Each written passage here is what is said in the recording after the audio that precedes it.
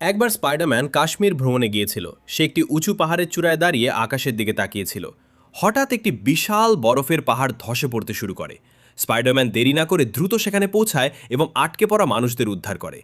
কিন্তু তখনই সেই বরফের পাহাড়ে এক অদ্ভুত অস্থিরতা দেখা দেয়।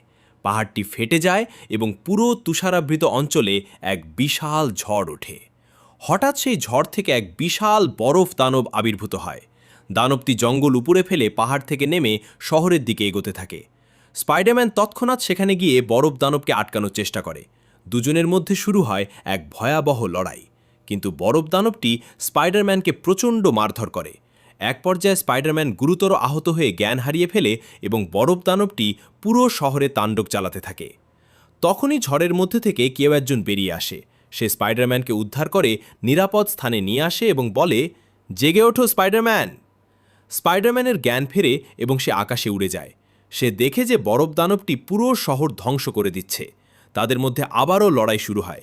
কিন্তু এবারও বরফ দানব তার জাদুকরী শক্তি দিয়ে স্পাইডারম্যানকে ধীরে ধীরে দুর্বল করে দেয়। রক্তাক্ত ও আহত স্পাইডারম্যান সাধারণ মানুষের দিকে তাকিয়ে বলে, আমার স্যুট সচল রাখতে শক্তির প্রয়োজন। তোমরা যদি সত্যিই আমাকে তোমাদের সুপারহিরো মনে করো তবে লাইক এবং সাবস্ক্রাইব করো।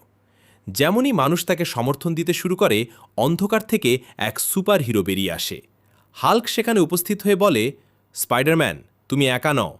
তোমার সাথে মানুষের ভালোবাসা আর বিশ্বাস আছে। এই নাও, তুমি আমার শক্তি গ্রহণ করো। এখন স্পাইডারম্যানের কাছে দ্বিগুণ শক্তি চলে আসে। সে আগের চেয়েও অনেক বেশি দ্রুত এবং শক্তিশালী হয়ে ওঠে।